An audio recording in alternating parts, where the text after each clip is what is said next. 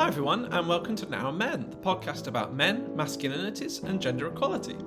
It's Stephen here, and today we've got a bit of a special episode for you. I'm afraid it's not about the political pandemonium we've been seeing as of late here in the UK, but recently on the 14th of October 2022, Sandy and I were invited to host a workshop at a conference called Boys at the Crossroads, Insights and Innovations in Young Masculinities, and that was organised by Bristol Young Men's Network. So we decided to do a session about Now Men to discuss our experience of running the podcast so far and to reflect on the role that podcasts such as ours, and I suppose the media more broadly, may play in influencing constructions of masculinity in the lives of men and boys. So we thought you might be interested in hearing what we discussed to get an insight into the thinking behind Now Men and what we've done so far. The conversation was facilitated by Brien, who's involved in Bristol Young Men's Network and has worked across the front lines of homelessness, mental health, drug and alcohol recovery and domestic abuse, as well as on community reuse and nature-based projects. They've also been involved in grassroots organising and activism across multiple continents, including in worker, housing and community cooperatives. So we're really grateful to Yaz for doing such a brilliant job of chairing the session, and also to the workshop attendees for their great participation. In the first part of the recording, Yaz talks with Sandy and I, and then in the second part, there's questions and answers with the workshop participants. And as it was recorded live, the audio quality isn't always perfect, especially in the second part, so apologies about that. But I'll stop talking now, and hope you enjoy the conversation. And so we set up the podcast Now Men about a year ago, just over a year ago, last July. It's an area which we've both been working for quite a long time, Sandy longer than me. And I suppose we're both very passionate about it, really, aren't we? And just feeling like, how can we get some of the things that we're covering in our research that lots of other people are doing in their research as well, or kind of in their practice as well, or activism, how can we get these ideas out there kind of more broadly in society? Podcasting is, quite an accessible way of doing that, both in terms of, it's free for people to listen to, easy for people to access. Also, it's very easy for people to actually do, or relatively easy, because it's kind of very DIY, isn't it, I guess? You don't need a huge amount of tech or technical knowledge, which we definitely don't have, as you may have seen, as you came in. So it just seems like potentially quite a good way of getting some of the ideas that we're working on out there to broader audiences, and perhaps in particular, encouraging men and boys to think about these issues of masculinity, gender equality, violence and abuse, mental health, all sorts of different things that we're talking about today in the conference. Did you want to add anything, Sam? Well, only really. Being sort of peripherally involved in the academic world, I know there's, as you said, Stephen, there's a huge number of academic papers and articles which are available online, but only if you pay, if you're not an academic. And so, there's loads of stuff out there, really interesting stuff. I was reading stuff recently. I probably shouldn't reveal ideas about future shows too much, but I was reading something about masculinities on oil rigs. There's a guy who's gone and researched. He sat on an oil rig talking to oil workers, and I thought, wow, that'd be fantastic. That's so interesting what he's doing. But you can't read that as a member of the general public without paying. So, there's so much out there that we just felt we could help to get it out more widely and, engage people in some of these conversations as well. And I guess also the academic world too. Some things are written in quite sort of, complex, difficult language. And actually to talk to somebody about their work sometimes makes it much more easy and accessible. So I think that's partly where the podcast is coming from. At what point did you both go, yeah, let's collaborate on a podcast? Like what brought you to decide that the podcast medium was something that you wanted to work on together? And how successful do you think you've been in any of the goals you originally set out for it? I'm trying to remember why we started. There was quite a lot of conversation in Centre for Research into Violence and Abuse in Durham about podcasting and mechanisms for getting our work more widely heard, I guess. And so there was, following on from that, a short half-day training session on, running a podcast. And I do remember that the person running the session said, well, what podcast do you listen to? And I said, well, I don't think I listen to any, So I was more at the stage of what is a podcast than anything else. And, but of course, in many ways I do through listening to radio programs, etc., etc. So, I was starting from a very low base. I think Stephen perhaps slightly higher base than me. But we had collaborated on a number of pieces of research work anyway. So I think we felt that we could work together, and we had support from the director of the centre as well. And I think we just thought, let's try this and see how it goes. But one of the ideas was really to try and reach men and boys out there, and I think we'll probably talk about audience, but that's an incredibly difficult thing to do. And when you ask how successful we've been, I can't say that I can answer that straightforwardly because, in terms of audience, we don't know whether they're male, female, other gender, whatever. We know where they are. We know, what country they're in, for example. We don't know their age. There's lots we don't know, actually. Although our hunch is probably that many of them are connected to the academic world in many ways. They're students, they're academics, but also practitioners now, I think, as well. So I think we wouldn't be doing it now if it wasn't for the fact that, people are saying they enjoy it, they like it, they find it useful. And also for us, we're motivated by this as well. We still have lots of ideas about what we want to do with this podcast and who we want to invite on and what kind of angles we might take in terms of issues and topics. I'm not sure I've answered your questions very accurately because I've broadened it a bit, but Stephen, you might want to... The only thing I would add is that I have been a big fan of podcasts for quite a long time, and I just find it such a accessible medium. And I suppose it is particularly popular among younger generations, isn't it? And it just feels like there is so much content out there on the internet which isn't necessarily that helpful for men and boys, or perhaps even actively harmful.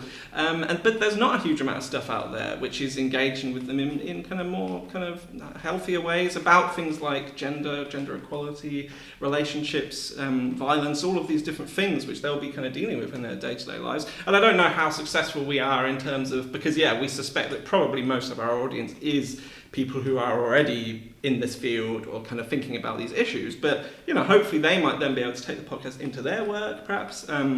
Hopefully over time we might gradually be able to build the audience as well, so that you might have more just ordinary men and boys just kind of coming across the podcast and listening to it. But I suppose we just see it as one small part of hopefully a kind of bigger picture where there are more people doing this kind of thing in a kind of positive way. Yeah, and I don't know about you, it becomes quite addictive as well, doesn't it? For me, I did, the Ujima station is right next door to us here, Bristol's Black-led community radio, and I ran a show on there for about 5 years. The content was, what am I worrying about at night, or what am I inspired by? Right, great, let's get that content on the show so that I can explore it and unpack it and learn some more. You've said a little bit about audience, this sense that you suspect it's maybe a large audience base of academics or students, and a hope that you might be reaching out beyond that. Do you know much about who your audience is, and are you getting much direct response from listeners who've been tuning in? We do get some responses, generally very positive, which is great. We also get people who say, "Can I come on the podcast? Can my friend come on the podcast? Would you invite this academic onto the podcast?" But all of this is useful. But I think it's fair to say we haven't done any sort of systematic investigation of where our audience, such as it is, are at and what they might want. And I think that's something for us to do. Actually, is developing our relationship with the audience, because I think effective podcasts do that. But so far it's been sufficient for us to know that they like it and they want us to do it. You also hear little tidbits. So, for example, I heard from someone whose child is in a private school, boys' private school, that one of the teachers there is using it for sessions. And you think, wow, that's, I had no idea we might reach a sort of boys in public school audience with some of this. So actually, when you think about who might be interested, it might be broader than one thinks, which is great.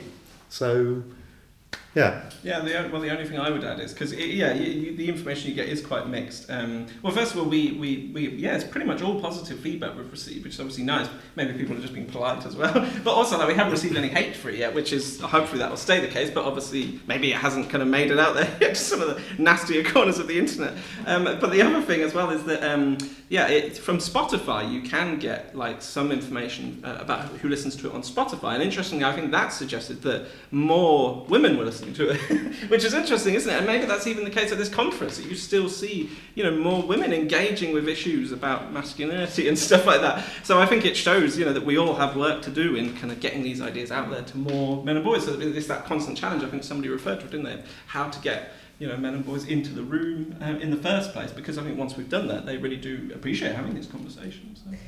So thinking about today's conference, themed around insights and innovations in young masculinities, and thinking about the content of the number of episodes that you've created so far, what's interested or excited you from some of the guests and the work that you've covered so far? I seem to be going first in this. Sorry, I'm happy to go first. I mean, one of the people we interviewed fairly early on is Mike Ward, who is Dr. Mike Ward. He's an academic at Swansea University, and he grew up in South Wales Valleys, very much sort of rooted in that place, if you like. And some of his research is very much about the geographies of masculinity as well. Anyway, I mean, he does some really interesting research around young men in kind of post-industrial landscapes in the South Wales valleys, and he did ethnographic research, following the lives really of some young men in that area, aged sort of 16 to 18. And he followed them quite a period of time, engaged with them in class, but also outside, and so on and so forth. And he was trying to explore how they navigate the territory they're in. And he said, well, there are from his research, he said there are different groups. There's the geeks, the ones who are interested in the bookish more stuff, and then there's the goths, people like Stephen. No, sorry, Steve. Sorry, that just came out. It wasn't intended. But and then there was the chameleons, I think, who were able to display different masculinities in different settings. And he also said this is also about me as well. I came from this background. My path away from a sort of a more day-to-day job, and into being a lecturer in university was through education and the power of education, and actually we've had that come through quite a lot from people we've talked to, who might have followed a certain path in life as a young person. One of them was an RAF pilot. His family were all in the RAF. One day he discovered sociology. His life changed, and he was thinking, well, what am I doing this? So there have been some fascinating discussions about, I suppose, transition and how young men navigate through the difficult things that they face. So that's one example. I don't know, Stephen, you want to maybe add others, but I was thinking of the example. One of the ones I've enjoyed most is we interviewed somebody, Professor Jason Arday, who was a colleague of ours at Durham. Unfortunately, he's left now. He's one of the youngest professors in the country. And he's done a lot of research with young black men about kind of, especially in education, around how we still hold a lot of kind of stereotypes about black masculinity, and how that leads to the kind of policing, and we see it all the time, don't we? The recent horrific killing of Chris Cabba, for example, just the latest case. So in showing how masculinity is experienced very differently by different communities, and the idea society holds about that really affects how people are treated still, including in education. And for example, do young black men see a lot of themselves in the material which is covered in education, and obviously now that's becoming increasingly politicized as well. And it was actually around the time of the the Colston 4 being in court as well, so there was kind of Bristol element to the episode as well. So I found that one particularly powerful, just because he's such a nice guy, and he also spoke about his experiences with disability, for example, as well, and navigating a career in academia, which is still very white and middle class, and so that was one episode I really enjoyed. Another one, just to briefly mention, we spoke to somebody called Olivia Dickinson from the Let Toys Be Toys campaign, which does really interesting stuff, questioning, why is it that so many of our toys and other things for children are still so marketed in a very gendered way, and what consequences does that have? If all these weapons are being marketed at boys, while all the kind of dolls and kind of caring toys are still being marketed at girls, for example. So I find that a really kind of positive one as well, thinking about kind of younger people. Yeah. You've mentioned how so far the feedback you've been getting has been quite positive, right? So you're not getting trolled yet, which might say something about what your audience is, and I wonder, because what we're seeing, and Nate talked about it in the opening of the conference. What we're seeing in the media and elsewhere are how calls to equality and this. These investigations into masculinity, like talking about masculinity and not just accepting it, is often met with backlash, right? So do you have any thoughts on how we have these conversations without creating further polarisation? And are there any other frictions that you see surfacing when you're both talking about men and masculinities from a feminist perspective? Well, I suppose, the thing that, first of all, I have had some trolling because of my other work, but not specifically because of the podcast, but I do think there's even an element there, isn't there, where sometimes I think it's easier for men, especially, men who are more privileged, such as myself, to speak about these issues, and we don't get as much kind of pushback or trolling. So that's another reason why we should be talking about these things, I guess, to take some of the heat off other groups who are kind of challenging these things a lot more often. But I do think that, I suppose for me, just a crucial thing is just to be having the conversations, right? Engaging in dialogue with people, and not, even no matter how angry we might be sometimes about these injustices in society, and sometimes when you hear people saying things which are quite concerning or even harmful, I suppose if we actually want them to kind of reflect on that and to think about engaging in change, then how can we engage in a dialogue, listen to where they're coming from, and go from there, I suppose. That's one thing which I think is really something I think about a lot in terms of violence prevention work, for example. And I think podcasts are actually quite an interesting medium in that respect, because I suppose it's all about having conversations, isn't it? And actually sometimes by having a conversation with somebody, perhaps even just hearing a conversation, it is those complexities of everyday life immediately start coming out a lot more, don't they? And so it becomes less of a kind of black and white issue than it is on social media, which, for example, which so often kind of fuels this polarisation, doesn't it? So maybe podcasts can contribute a little bit to kind of having a bit more of a kind of nuanced, helpful discussion about some of these things. Maybe what I'd add to that is, when we started, we had a lot of conversations about what do we call this podcast? Do we use the F word, feminism, in the title? The F-bomb. Should we put that in? Because, we want it to obviously contribute to getting feminist messages out there, but at the same time, we don't want to turn people off by mentioning that at the start. So that's why we didn't call it, men's feminism or something. Early on, we thought, well, maybe we should also have a sort of signature question in there. So we asked in several episodes, I think, do you consider yourself to be a feminist? It sounds a bit like McCarthy now. Have you ever been? Microphone. Are you a feminist? So anyway, we did ask that. We got some interesting answers. We thought, God, if we ask this every time, it's going to get stale, to be honest.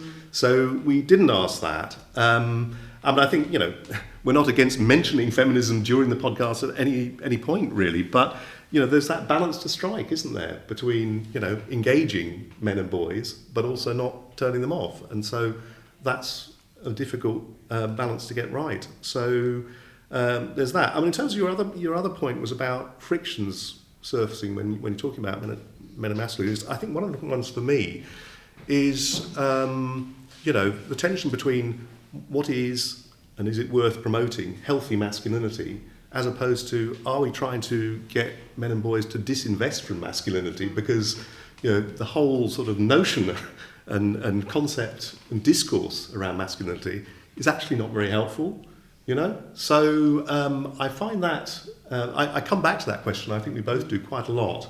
And certainly, I'm an author that we cite quite a lot, Michael Flood, says you've got to disinvest, really. We can't actually turn masculinity into something which is kind of okay. We need to think about different ways of being, which are free from the constraints that masculinities impose. So that's one of the tensions that I find in our work. So. And we've talked about the F-bomb. And I'm wondering, you talked about how you did for a while kind of ask people directly, do you identify as a feminist? Or, show us your feminist credentials. But that actually, what I'm hearing from you is the sense that the podcast method enables more nuanced conversations, that we can surface feminisms without necessarily having to put a capital F next to it and say this is what it is.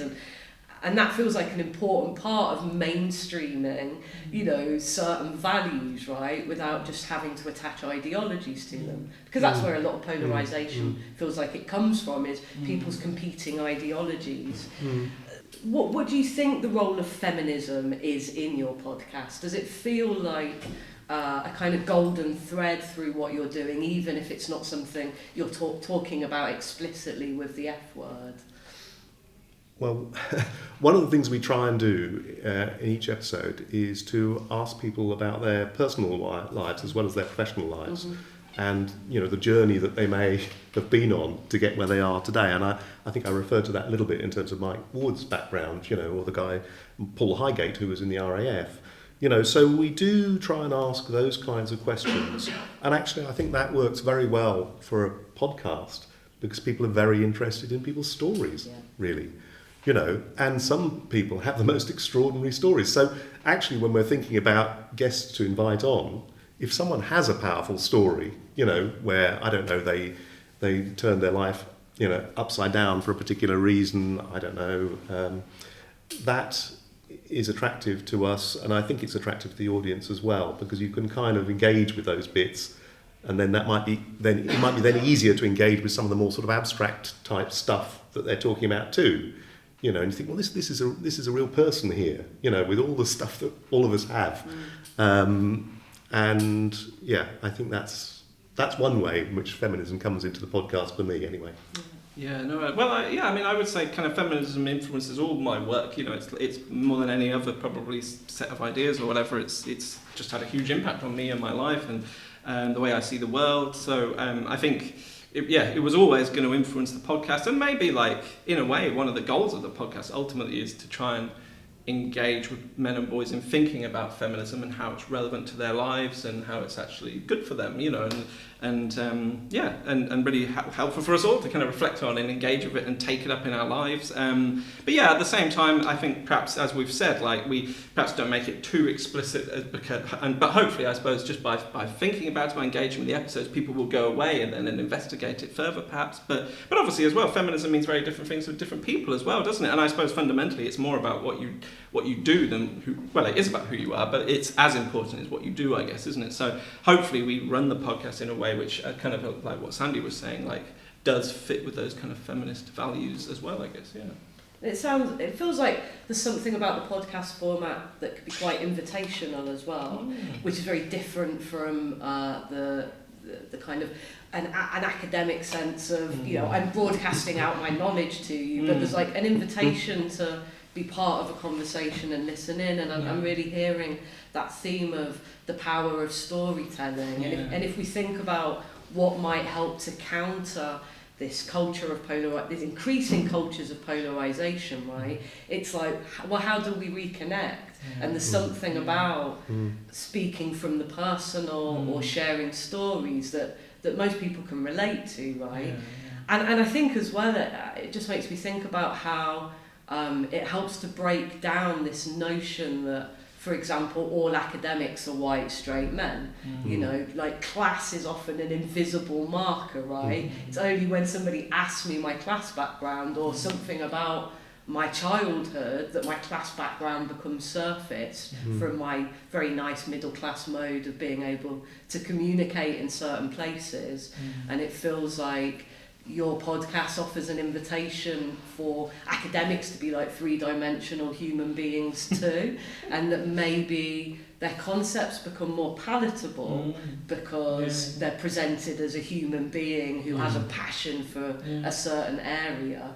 Do you feel like you're engaging with academics in a different way in your podcast than one might in other areas? Yeah, I mean, I would say so. Yeah, I mean, yeah, it's not just academics we speak to either. Like, it is practitioners. Well, yeah, like we try and make it kind of quite broad in that sense. But even then, like, I suppose thinking about people in a slightly different way, or just as whole people, right? That like there are all sorts of different elements to our lives. We're not just about our work, even though often for people working in this field, their work is like a huge part of their lives, isn't it? So I do think that having that personal element as being front and centre of it, is kind of, it humanises it, and I think that does have a different impact on people, as you say. But also, like, because obviously we are ourselves doing research and work in this area, but it's really nice actually to get the chance to have all sorts of different people come on and just hear about what they're doing and get a chance to share what they're doing, because obviously there's lots of people doing great stuff which doesn't always get the kind of attention it deserves either. So that's another element of it. Yeah. You also get a sense of how different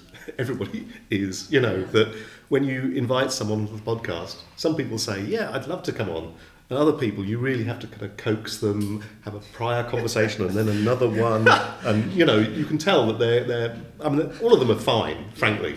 But people come from a very different place in whether they want to be part of this. And also come from a different place in terms of how much they want to promote it. Because, of course, it helps us. If someone has 6,000 followers on Twitter and retweets this episode, then, you know, hopefully you'll pick up more listeners. And it's not just a sort of marketing exercise from our point of view, I have to say. But, you know, that does help. But you get a sense of, you know, their approach to marketing their own work. I mean, some people don't like listening to themselves. They don't like their own voice. And they've done nothing to promote it. They say, no, you do that. You know, you do that. Whereas other people, I want to do this. So you just get a sense of how different the guests are, really. Yeah. What have you learned from this process so far, other than some technical stuff, like what gets plugged in where, right? But what have you been learning through this process? And have there been any particular moments of revelation? Has there been anything that you feel has kind of shifted or changed you in the process of having done this and had these types of conversations? I think there's something about having a voice, really, finding your voice.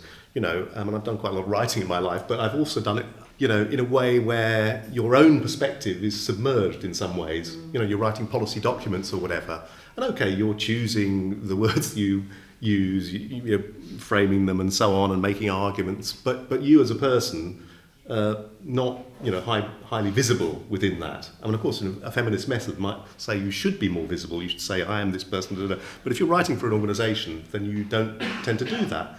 And I think, you know, this is true for other bits of creative work you might do, creative writing. Finding your voice is very important.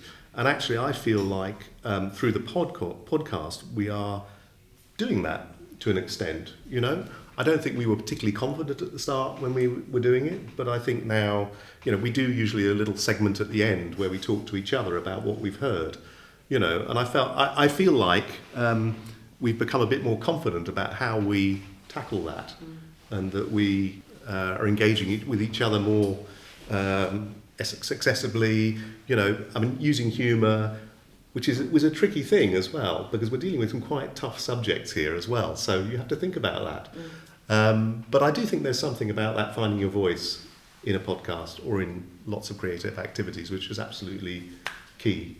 So. Yeah, no, and I'm just in terms of the voice thing, like I really like that as a medium as well. I heard somebody make the point about podcasts recently that like listening is something so fundamental to us as humans, really, isn't it? Like when we're born, like we learn language just through like listening, like as little babies. Like, isn't that incredible? Like it's so built within us. While things like writing, you actually have to learn how to do it, and obviously you kind of have to learn how to listen and to really be able to understand the language. But still, there's something so kind of deep rooted within us. So there is something really kind of quite affecting about listening to people talking, potentially, depending on what they're saying, I guess. But and the only other thing I would say in terms of what we've learned is, I would say I've kind of I think like my own thinking has kind of developed a lot, has become probably more nuanced just over the course of the podcast, because speaking to all these different people about all of the different work they're doing, you realise like how complex things are. And for example, if you're talking about masculinity, how we can't just come at that in a kind of critical way, but we do also, and how can we actually seriously engage men and boys in a kind of positive way about this, and how are different people doing that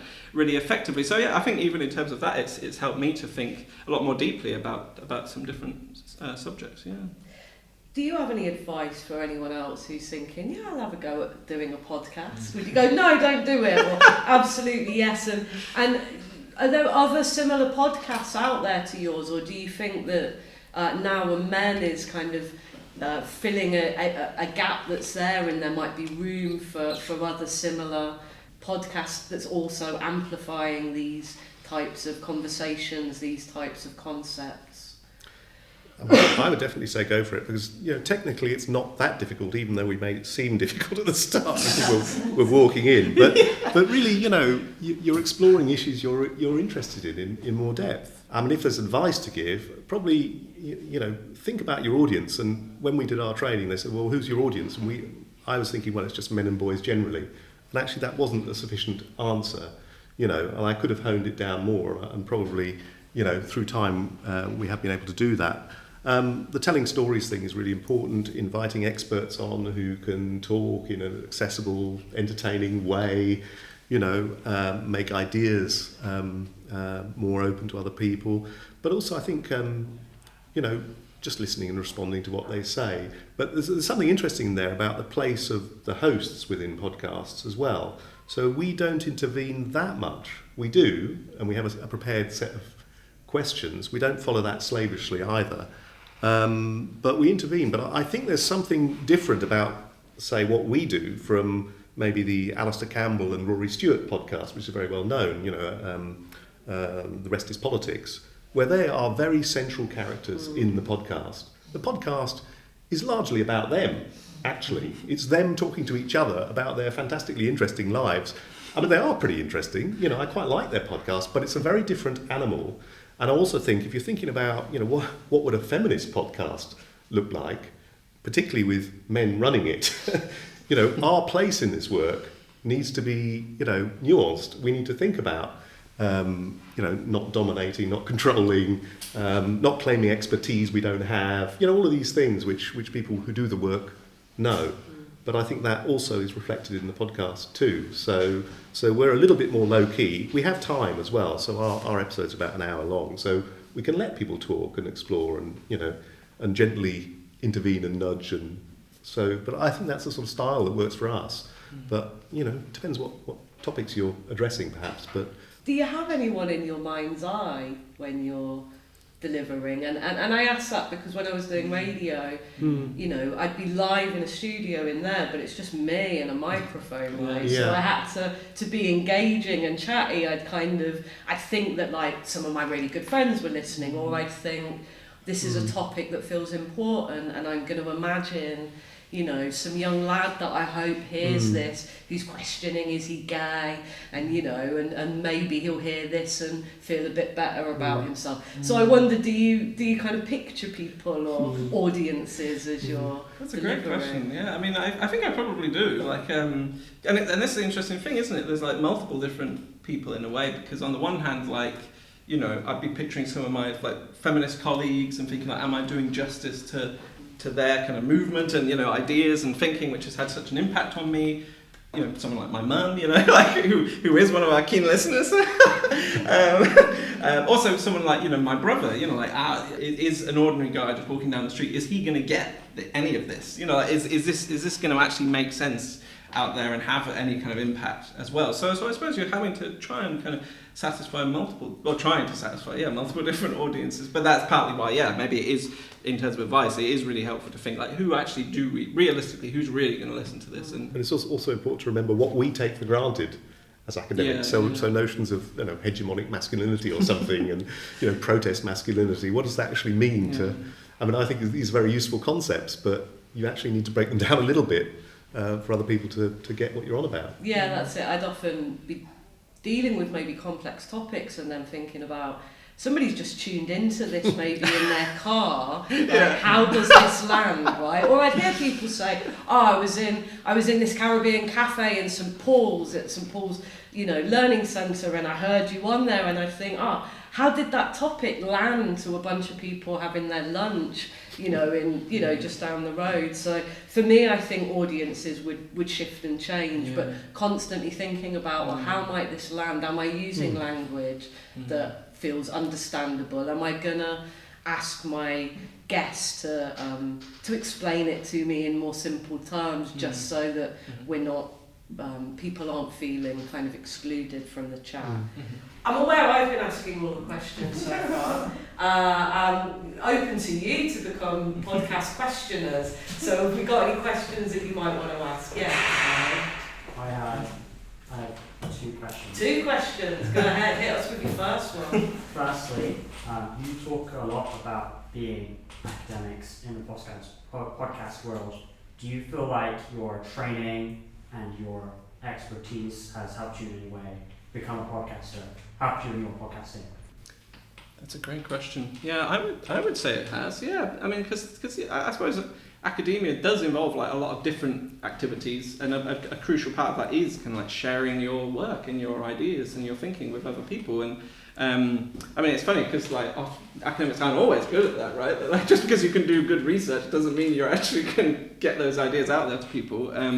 But yeah, in principle, I mean, I would say it definitely helps. And I mean, one of the things I meant to say, because you asked about recommendations, that I don't think there are a huge number of podcasts out there about masculinity, so I think there's a real need for more.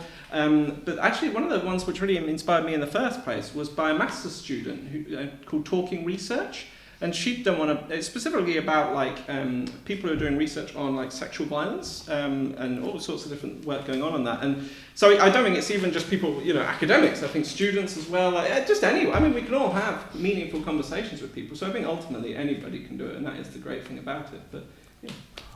Nowadays, there's a lot of discussion about access in terms of getting people into universities, and there's still work to be done there. But there's also sort of burgeoning discussion about once you're there, especially if you're a disadvantaged student, how can university support you? What do you guys think needs to be done on that front? Making sure people not only get in, but graduate and have a great experience when they're there. I think that's an excellent question. I mean, we're both researchers, so we don't do a huge amount of teaching and thinking about that side of things. But I certainly just in terms of Durham, but I think this applies to lots of other universities as well. Like, I think you're absolutely right. Like, maybe they have been making some steps forward in recruiting like a more diverse student body than the one which currently, which lots of them have. But I think, exactly, that is a huge problem, is that then often when students are getting to these universities, they're finding it a really oppressive environment, right? If I think about Durham, it's got such an elitist atmosphere, especially among undergraduate students. And even in terms of the context, County Durham is a very like working class, it has a really strong working class history, like things like mining, trade unionism. But you don't really see that really represented that much at all at the university, because it predominantly is students coming from the south of England, from very middle class or upper class families, and they have all these kind of cultures and rituals which a lot of people find very alienating.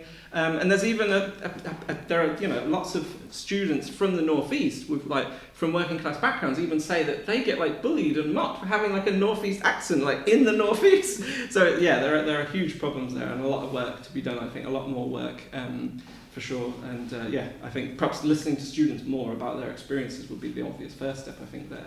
And you maybe had an answer to Abdallah's first question. Yes, I do actually, because as I think I said right at the start, I've not been an academic for the whole of my career.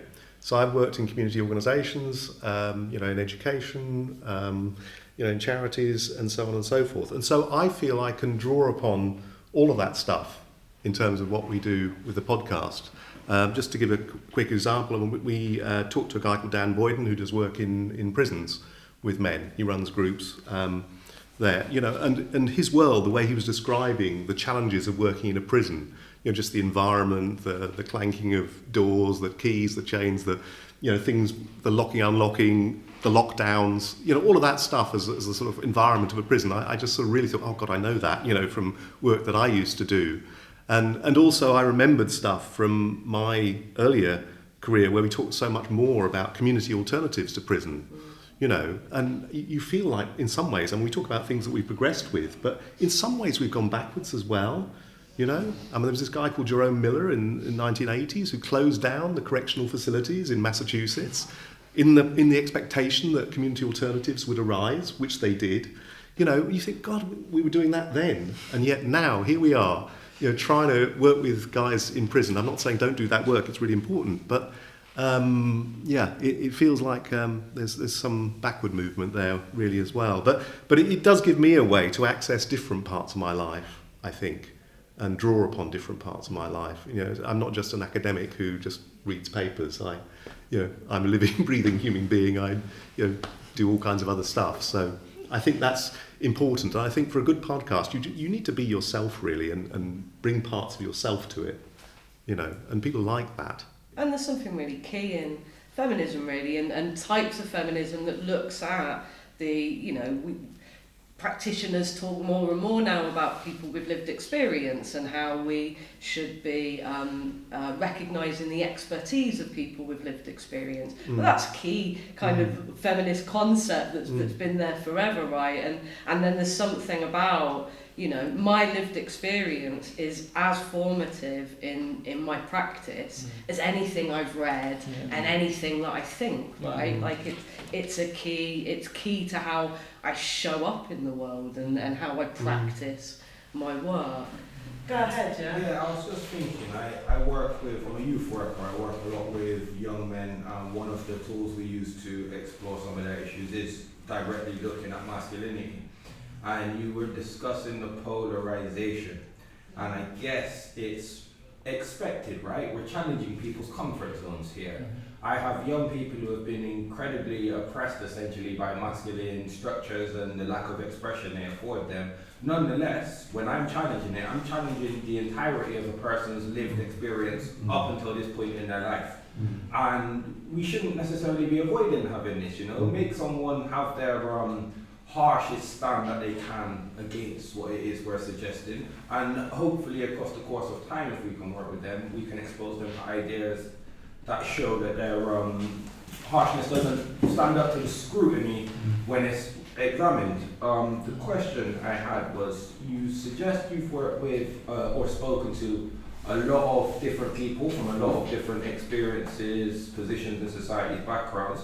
Are there I'm assuming mostly it's just people who have been born and raised in England, or is it not the case? Well, I mean, yeah, that in itself is something we've kind of wondered about, because like it is quite UK focused, but we're trying to make it trying to broaden it out internationally a little bit. But yeah, we haven't done that much yet. But like in the future. So the idea I had, I guess, is what are the common themes between people who live in very different spaces, but we obviously all have this same overarching patriarchal world that's implanting these ideas onto us and enforcing them on us.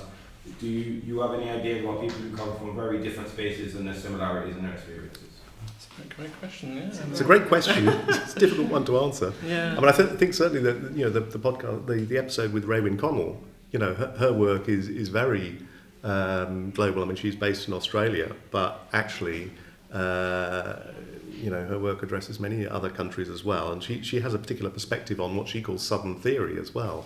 So, you know, the academic world is changing too. We're thinking about decolonisation and colonialism and so on, and how do we actually adjust and change and transform the ways we look at the world. So that is going on, and I think that's possibly the best example. But we've had other people on from different contexts as well. I mean, I was thinking of Sebastian Milano, who's based in Boston in the US, works for Oxfam America.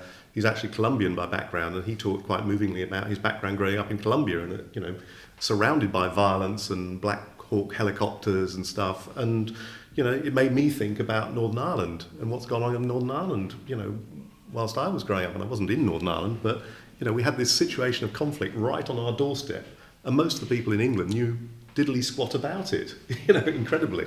So I think you can share experiences and exchange experiences in quite interesting ways, actually. I won't say more than that, but... Well, the only thing I would add as well is obviously like men and masculinities are so broad, so varied, so like that is a goal, I guess, isn't it? Is to try and capture that that huge diversity. But then there's also a challenge, isn't there, as well, in terms of the question about looking internationally. Is like, how do you, like, if we are focusing it primarily on the UK, like, is there a risk of alienating the UK audience if we then explore all these other issues going on in other countries? Or, like, just getting that balance, again, connecting to what we were saying in terms of, like, who is your audience, and, like, because ultimately these issues are relevant to everyone, aren't they? As you said, like, everybody is affected by this stuff. But you can't just say, well, we're aiming our podcast at everyone. Because even though obviously we kind of are, but at the same time, like, we're probably not going to reach everyone, so we have to make it a bit more targeted kind of thing. But no, I think it's a great question and something which, we always kind of grappling with, I guess, Because, there's, I guess some of the different themes in today's conference is just trying to unpack, what do we mean by masculinities? How is it differently experienced and created?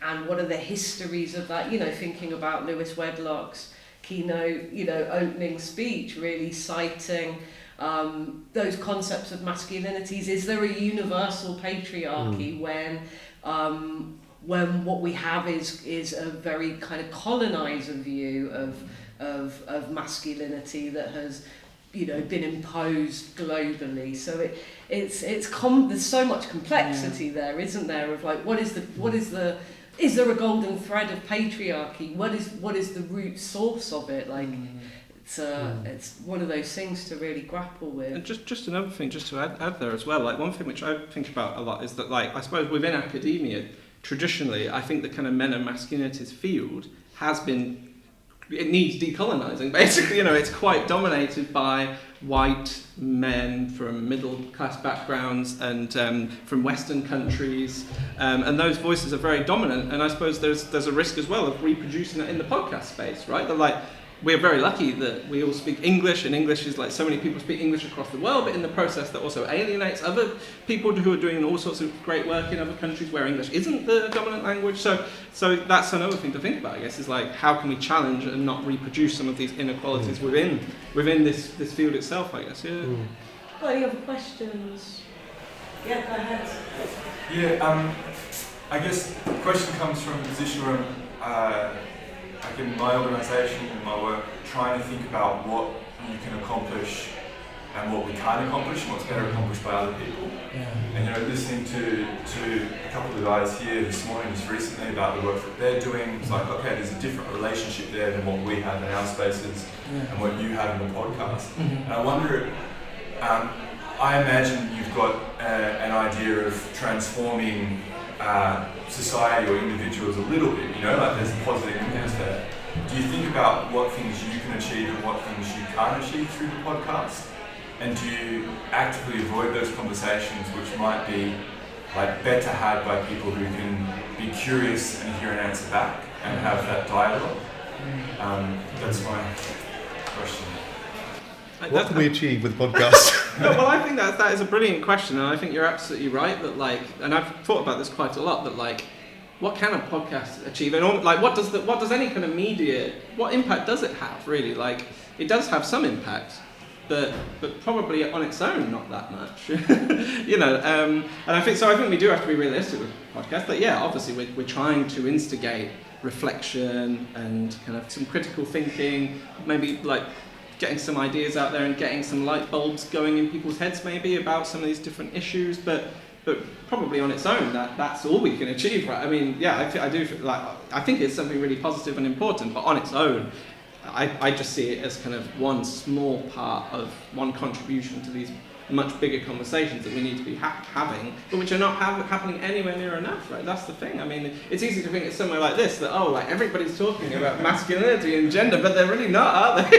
And these are such huge issues. I just think that, I think you're absolutely right, we do need to be realistic and kind of not too ambitious in what we can achieve, but hopefully by doing this, maybe that encourages other people as well to start these conversations in whatever ways they think work for them, whether that's a podcast or some other medium. One thing I would add to that is having these conversations sparks these type of conversations. I didn't used to have these conversations with my young people. I had a few conversations with Lewis Wedlock a year and a half ago, and now my young people get forced to have conversations. And I was thinking, listening to you as well, there's something about I always say to people in any form of intervention or activism, we always want to measure, like, did that have an impact? Have I fixed things? And I kind of think two things helped me keep active and not just be like, it's so overwhelming, I can't do it. And one is thinking about, what's my piece of the jigsaw puzzle? I don't have to fix it all. I recognise what my piece is, and I trust you've got your piece, and together we make the puzzle. And the other is around the ripple effect. Like, I don't know what the impact of my interventions are, but I'm gonna trust. I'm gonna trust it rather than not trust it, right? And there's something around, well, what is the power of a singular podcast? But we know how masculinities and ideas of manhood can be so impacted by the culture we're in, and so then we have a responsibility to make that culture, right? And like, podcasting is a form of cultural making, and whether that's people making music or a podcast, if it's the conscious lyrics that they're playing on the radio, I used to think even on the radio there were tunes that I thought were fat, but I cannot amplify that message, So there's that power of, like, we're cultural makers, and what's our piece of doing that? I think you've answered that much better than I could, frankly. So, would you like to come on the podcast? I think I'm on it. Yeah, that's true. You are. Yeah. Good point. I think we're all on it right now, right? Are there any other questions that people have? Yeah, it's got me thinking. Definitely listen to this. And I wonder, the connotations all seem really quite negative against masculinity. And like, it feels like, is the idea to sort of pull it out to sea and sink it? Or is the idea to get people to be masculine in a different way? It's a good question. Well, that goes back to the point that I was making earlier about, is there such a thing as healthy masculinity, or actually do we need to explode the whole concept and say, get rid of these gender limitations for everybody? I don't think there's an answer to that, an easy one, I think for me, a key task for me is to show that actually there are lots of different ways of being a man, but often, as Lewis was saying earlier, like, that isn't, a lot of boys and men don't get that message, right? They get the idea that there are only certain ways you can be a man, or certainly if you want to be cool or popular or liked or not bullied or beaten up or whatever. So first of all, we just need to open it up, right, and show that there's lots of different ways you can do this. And I think that the whole kind of, it's a real dilemma, isn't it? Because I totally get, I think it can be effective to focus on what are more positive, more healthy ways of being a man, and even what are some ideas that we do associate with masculinity which aren't harmful and which are actually, quite positive for people to kind of pursue. But ultimately, I do also kind of think what Sandy was saying earlier as well, that kind of maybe we do need to just, rather than just working towards a different way of being a man, maybe we just need to just let people be their true authentic selves, whatever that is, and just kind of try and just move away from the idea that we should be kind of trying to fit in with one set of ideas, even if they are a healthy set of ideas about masculinity or femininity or whatever. Just be whoever we want to be, really. And it feels complex. I think about, points in my life where I've been like, no, let's just destroy it, right? And then other points, and especially speaking as a queer person, like friends of mine who've transitioned who are then going, well, what's my version of masculinity? Somebody is going to be in one of the events later today called Raju, talking about trans masculinities, and they're queer, working class person of colour who lived in women's refuges as a child, read as female, experiencing domestic abuse, and then was like, oh, wait a minute, I'm trans. Where does that leave me? Like, what's this version of masculinity that I'm now going to be constructing? And where does my feminism come into that? So it's, if we're not seeing gender as this binary, and we're seeing that femininities and masculinities and everything in between, if we can open them up to people, go and say, well, how do you want to be? How do you want to perform? Then it feels complex to go, do we just send it out to sea, or do we reconstruct it and keep reconstructing it, keep and keep and keep? Because it's never a done deal, absolutely. right?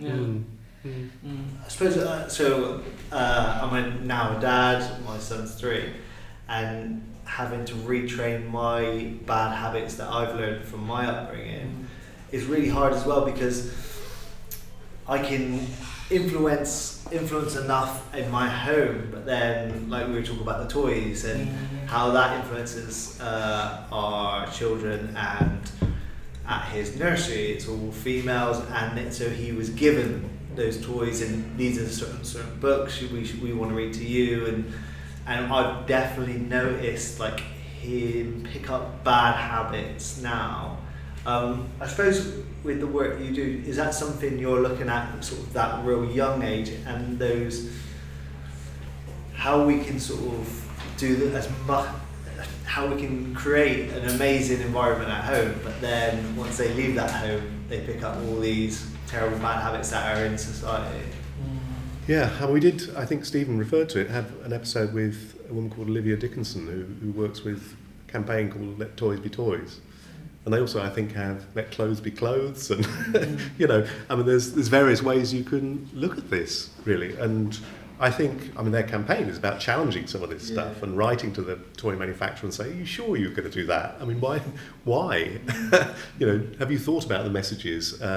And here's some examples of, you know, all the pink clothing section, and here's the blue section, and you know, so there is that sort of challenge going on, but it's on a quite a small scale, and of course you bump into all the consumerism of it all. You know, what sells, and that's a key part of our world, isn't it? Really. But you know, I was surprised. I mean, I'm a parent, and I was surprised when you know, friends of mine said, "Well, he likes swords, so I gave him a sword." And you think, well, why did he like swords? You know, where does that come from? And they said, well, I don't know, but he's a boy, so he must like swords. You know, and it's quite hard, really, to challenge some of that stuff. But I feel we have to, in a way, keep doing that, you know. But I have noticed myself sort of transfixed in the toy department, thinking, oh, God, I don't know what to buy now. I really have no idea, because this Lego here is like really bad, and this one's, that's really male, in inverted commas, and this is female Lego or something. And just feeling completely sort of disempowered by this, and thinking, I don't know where to start with it. So it is huge. And as you say, it's reinforced, you know, in nurseries, in primary school, and so on and so forth. But that's why we need to keep having these conversations, really, you know. And even when you know, I mean, say in a primary school, you change who the personnel are. You get a man in. Well, you know, does he end up doing the man stuff, you know, in inverted commas again? Is he managing the sports? And, you know, so there's challenges in that really too. So it's not just as simple as, you know, you change the staffing. You have to think about what's in people's heads, and you have to return to it constantly. It's, you know, it needs to be part of supervision, it needs to be part of training, it needs to be part of, you know, the sessions that staff have. You need to constantly work on it, really. Yeah, have you looked at any of these things, how they've changed over time? I know, like, obviously you're limited to people who are alive. Thinking straight to your podcast. But you know, like, whether or not 50 years plus ago some of these ideas would have been different, or what would have meant maybe 100 years ago, we're aware that they came from somewhere long ago. We're aware we've got them now and we didn't create them. You know, Lewis earlier suggested maybe the Enlightenment period. We don't have any concrete idea of how 100 years down the line am I still being affected by stuff my great-granddad was probably being affected by. And I wondered if anyone is an expert on that, or you thought about these things.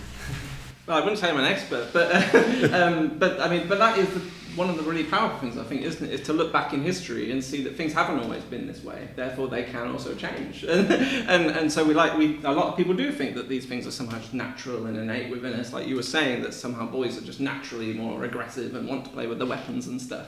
But yeah, if you just go back in history, you can see that these things haven't always been the case. Like pink wasn't always associated with femininity, for example. Yeah, and a lot of this stuff as well. You know, I mean, it's not just about patriarchy, is it? It's also about capitalism, for example, in terms of like how toys are being marketed, and you know, now we're living in this like really neoliberal society, and like companies are using whatever methods they can to like push their products on us. So like toys didn't used to be marketed in such a kind of gendered way, but obviously they've realised that you can make a lot more money if parents parents are having to buy 2 different sets of toys and stuff like that. So no, I think that kind of historical perspective is so valuable. Yeah. But yeah, thank you so much. Thanks for everyone for being on today's podcast. Thank you for Yes, thank you. thank so you. much. Thank you.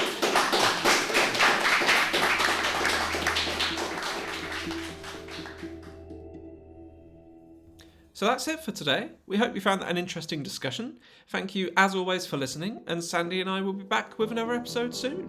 And in the meantime, don't hesitate to contact us at nowandmen@gmail.com if you've got your own questions or comments for the podcast. And please do subscribe if you haven't done so already, leave a review, and share it with your friends. But for now, goodbye.